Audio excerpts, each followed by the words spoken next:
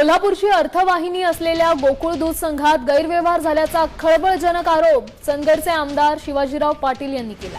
या प्रकरणाची ईडी मार्फत चौकशी करण्याची मागणी त्यांनी केली आहे। एका बड्या मंत्र्याच्या आशीर्वादाने हा भ्रष्टाचार झाल्याचा दावा त्यांनी केला। 3700 नवीन संस्थांच्या संशयास्पद नोंदणीवरून त्यांनी प्रशासक नेमण्याची मागणी लावून धरली आहे। तसंच ते मुख्यमंत्र्यांचीही आता भेट घेणार आहेत। गोकुळ दूध डेअरी हा आमचा कोल्हापूर जिल्ह्यातला आणि महाराष्ट्रातला सगळ्यात मोठी संस्था।